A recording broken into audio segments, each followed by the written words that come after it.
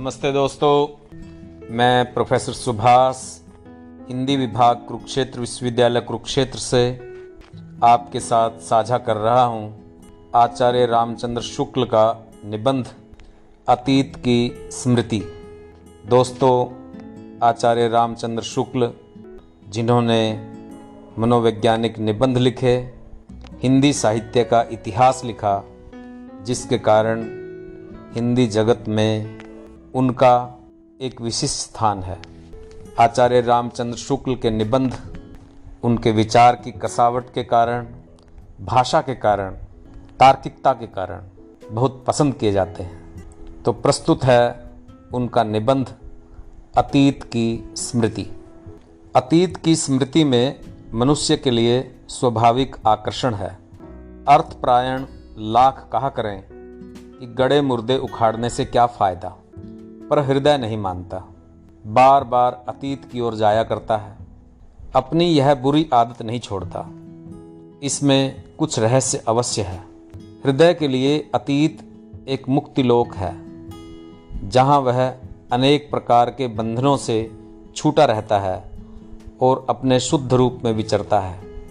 वर्तमान हमें अंधा बनाए रहता है, अतीत बीच बीच में हमारी आंखें खोलता रहता है। मैं तो समझता हूँ कि जीवन का नित्य स्वरूप दिखाने वाला दर्पण मनुष्य के पीछे रहता है, आगे तो बराबर खिसकता हुआ दुर्भेद्य पर्दा रहता है। बीती बिसारने वाले आगे की सुध रखने का दावा किया करें, परिणाम अशांति के अतिरिक्त और कुछ नहीं। वर्तमान को संभालने और आगे की सुध रखने का डंका पीटने वाले संसार में जितने ही अधिक होते जाते हैं, संघ शक्ति के प्रभाव से जीवन की उलझनें उतनी ही बढ़ती जाती हैं। बीती बिसारने का अभिप्राय है जीवन की अखंडता और व्यापकता की अनुभूति का विसर्जन, सहृदयता और भावुकता का भंग, केवल अर्थ की निष्ठुर क्रीड़ा। कुशल यही है कि जिनका दिल सही सलामत है, जिनका हृदय मारा नहीं गया है, उनकी दृष्टि अतीत की ओर जाती है। क्यों जाती है, क्या करने जाती है, यह बताते नहीं बनता। अतीत कल्पना का लोक है, एक प्रकार का स्वप्न लोक है, इसमें तो संदेह नहीं। अतः यदि कल्पना लोक के सब खंडों को सुखपूर्ण मान लें, तब तो यह प्रश्न टेढ़ा नहीं रह जाता। झट से यह कहा जा सकता है कि वह सुख प्राप्त करने जाती है। पर क्या ऐसा माना जा सकता है? हमारी समझ में अतीत की ओर मुड़ मुड़ कर देखने की प्रवृत्ति सुख दुख की भावना से परे है। स्मृतियाँ हमें केवल सुखपूर्ण दिनों की झांकियाँ नहीं समझ पड़ती, वे हमें लीन करती हैं, हमारा मर्म स्पर्श करती हैं। बस इतना ही हम कह सकते हैं।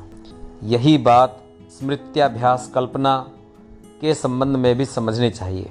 इतिहास द्वारा ज्ञात बातों की मूर्त भावना कितनी मार्मिक, कितनी लीन करने वाली होती है, न सहृदयों से छिपा है, न छिपाते बनता है। मनुष्य की अंतः प्रकृति पर इसका प्रभाव स्पष्ट है। जैसा कि कहा जा चुका है, इसमें स्मृति की सी सजीवता होती है। इस मार्मिक प्रभाव और सजीवता का मूल है सत्य। सत्य से अनुप्राणित होने के कारण ही कल्पना, स्मृति और प्रत्यभिज्ञान का सा रूप धारण करती है। कल्पना के इस रूप की सत्य मूलक सजीवता और मार्मिकता का अनुभव करके ही संस्कृत के पुराने कवि अपने महाकाव्य और नाटक इतिहास पुराण के किसी वृत्त का आधार लेकर रचा करते थे। सत्य से यहाँ अभिप्राय केवल वस्तुतः घटित वृत्त ही नहीं, निश्चयात्मकता से प्रतीत वृत्त भी है। जो बात इतिहास में प्रसिद्ध चली आ रही है, वह यदि पक्के प्रमाणों से पुष्ट भी न हो, तो भी लोगों के विश्वास के बल पर उक्त प्रकार की स्मृति स्वरूपा कल्पना का आधार हो जाती है। आवश्यक होता है केवल इस बात का बहुत दिनों से जमा हुआ विश्वास कि इस प्रकार की घटना इस स्थल पर हुई थी। यदि ऐसा विश्वास सर्वथा विरुद्ध प्रमाण उपस्थित होने पर विचलित हो जाएगा तो वैसी सजीव कल्पना न जागेगी। संयोगिता के स्वयंवर की कथा को लेकर कुछ काव्य और नाटक रचे गए। ऐतिहासिक अनुसंधान द्वारा वह सार कथा अब कल्पित सिद्ध हो गई है। अतः इतिहास के ज्ञाताओं के लिए उन काव्यों या नाटकों में वर्णित घटना का ग्रहण शुद्ध कल्पना की वस्तु के रूप में होगा, स्मृत्याभास कल्पना की वस्तु के रूप में नहीं। पहले कहा जा चुका है कि मानव जीवन का नित्य और प्रकृत स्वरूप देखने के लिए दृष्टि जैसी शुद्ध होनी चाहिए, वैसी अतीत के क्षेत्र के बीच ही वह होती है।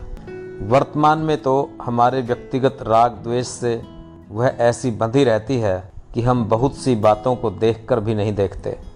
प्रसिद्ध प्राचीन नगरों और गढ़ों के खंडहर, राज प्रसाद आदि जिस प्रकार सम्राटों के ऐश्वर्य, विभूति, प्रताप, आमोद प्रमोद और भोग विलास के स्मारक हैं, उसी प्रकार उनके अवसाद, विषाद, नैराश्य और घोर पतन के।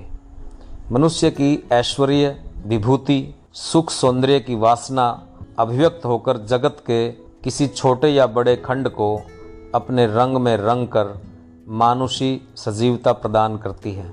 देखते देखते काल उस वासना के आश्रय मनुष्यों को हटाकर किनारे कर देता है। धीरे धीरे उनका चढ़ाया हुआ ऐश्वर्य विभूति का वह रंग भी मिटता जाता है। जो कुछ शेष रह जाता है वह बहुत दिनों तक ईंट पत्थर की भाषा में एक पुरानी कहानी कहता रहता है। संसार का पथिक मनुष्य उसे अपनी कहानी समझकर सुनता है, क्योंकि उसके भीतर झलकता है जीवन का नित्य और प्रकृत स्वरूप। कुछ व्यक्तियों के स्मारक चिन्ह तो उनके पूरे प्रतिनिधि या प्रतीक बन जाते हैं, और उसी प्रकार हमारी घृणा या प्रेम के आलंबन हो जाते हैं, जिस प्रकार लोक के बीच अपने जीवन काल में वे व्यक्ति थे। ऐसे व्यक्ति घृणा या प्रेम को अपने पीछे भी बहुत दिनों तक जगत में जगाते रहते हैं। ये स्मारक न जाने कितनी बातें अपने पेट में लिए कहीं खड़े, कहीं बैठे, कहीं पड़े हैं।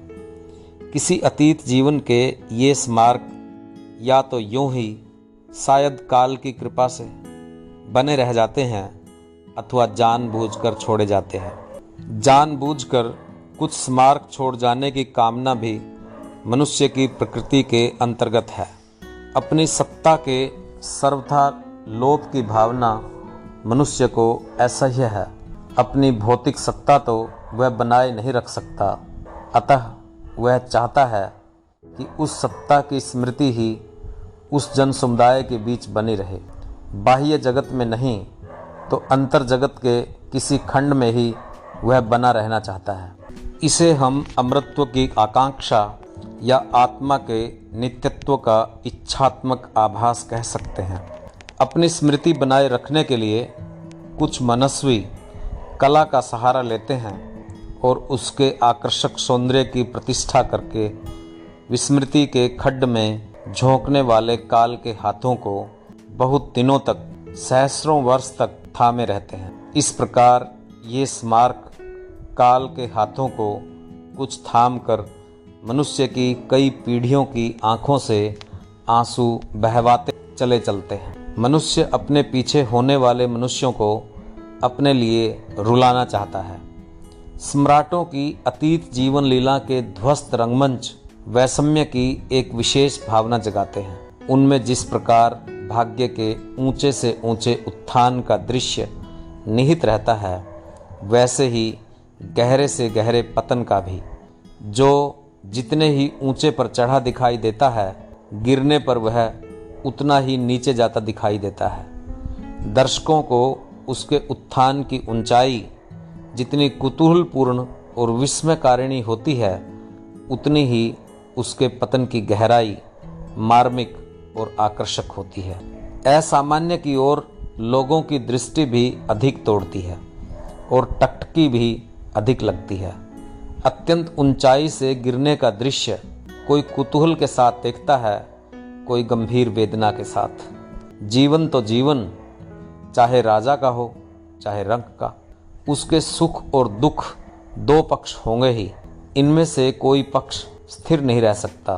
संसार और स्थिरता, अतीत के लंबे चौड़े मैदान के बीच इन उभय पक्षों की घोर विषमता सामने रखकर कोई भावुक जिस भावधारा में डूबता है, उसी में औरों को डुबाने के लिए शब्द स्रोत भी बहाता है। इस पुनीत भावधारा में अवगाहन करने से वर्तमान की, अपने पराये की लगी लिपटी मैल छंटती है और हृदय स्वच्छ होता है। ऐतिहासिक व्यक्तियों या राजकुलों के जीवन की जिन विषमताओं की ओर सबसे अधिक ध्यान जाता है, वे प्राय दो ढंग की होती हैं, सुख दुख संबंधिनी तथा उत्थान पतन संबंधिनी। सुख दुख की विषमता की ओर जिसकी भावना प्रवृत्त होगी, वह एक ओर तो जीवन का भोग पक्ष, यौवन मद, विलास की प्रभूत सामग्री, कला सौंदर्य की जगमगाहट, राग रंग और आमोद प्रमोद की चहल पहल, और दूसरी ओर अवसाद, नैराश्य, कष्ट, वेदना इत्यादि के दृश्य मन में लाएगा। बड़े बड़े प्रतापी सम्राटों के जीवन को लेकर भी वह ऐसा ही करेगा। उनके तेज, प्रताप, पराक्रम इत्यादि की भावना वह इतिहास विज्ञ पाठक की सहृदयता पर छोड़ देगा। कहने की आवश्यकता नहीं कि सुख और दुख के बीच का वैषम्य जैसा मार्मिक होता है, वैसा ही उन्नति और अवनति, प्रताप और ह्रास के बीच का भी। इस वैषम्य प्रदर्शन के लिए एक और तो किसी के पतन काल के असामर्थ्य, दीनता, विवशता, उदासीनता इत्यादि के दृश्य सामने रखे जाते हैं, दूसरी ओर उसके ऐश्वर्य काल के प्रताप, तेज, पराक्रम इत्यादि के वृत्त स्मरण किए जाते हैं। इस दुखमय संसार में सुख की इच्छा और प्रयत्न प्राणियों का लक्षण है। यह लक्षण मनुष्य में सबसे अधिक रूपों में विकसित हुआ है। मनुष्य की सुखेच्छा कितनी प्रबल, कितनी शक्तिशालिनी निकली, न जाने कब से वह प्रकृति को काटती छांटती, संसार का काया पलट करती चली आ रही है। वह शायद अनंत है, आनंद का अनंत प्रतीक है। वह इस संसार में न समा सकी, तब कल्पना को साथ लेकर उसने कहीं बहुत दूर स्वर्ग की रचना की। चतुर्वर्ग में इसी सुख का नाम काम है। यद्यपि देखने में अर्थ और काम अलग अलग दिखाई पड़ते हैं, पर सच पूछिए तो अर्थ काम का ही एक साधन ठहरता है। साध्य रहता है काम या सुख ही। अर्थ है संचय, आयोजन और तैयारी की भूमि। काम भोग भूमि है। मनुष्य कभी अर्थ भूमि पर रहता है, कभी काम भूमि पर। अर्थ और काम के बीच जीवन बांटता हुआ वह चला जाता है। दोनों का ठीक सामंजस्य सफल जीवन का लक्षण है। जो अनन्य भाव से अर्थ साधना में ही लीन रहेगा, वह हृदय खो देगा। जो आंख मूंद कर कामचर्या में ही लिप्त रहेगा, वह किसी अर्थ का न रहेगा। अकबर के जीवन में अर्थ और काम का सामंजस्य रहा। औरंगजेब बराबर अर्थ भूमि पर ही रहा। मोहम्मद शाह सदा काम भूमि पर ही रहकर रंग बरसाते रहे। दोस्तों, ये था आचार्य रामचंद्र शुक्ल का निबंध अतीत की स्मृति। आचार्य रामचंद्र शुक्ल स्वयं एक इतिहासकार थे, जिन्होंने हिंदी साहित्य का इतिहास लिखा। आचार्य रामचंद्र शुक्ल अतीत को मनुष्य की एक स्वाभाविक प्रवृत्ति मानते हैं। दोस्तों, इतिहास, परंपरा हमेशा व्यक्ति को लुभाते हैं। इनके बारे में बात करना, इनको जानना, इनका रक्षण संवर्धन करना मनुष्य को अच्छा लगता है।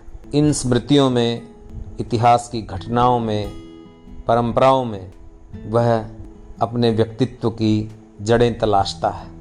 उम्मीद है दोस्तों, आपको ये निबंध पसंद आया होगा। आप इसे अपने दोस्तों के साथ साझा करिए। मिलते हैं किसी और निबंध के साथ। तब तक के लिए धन्यवाद।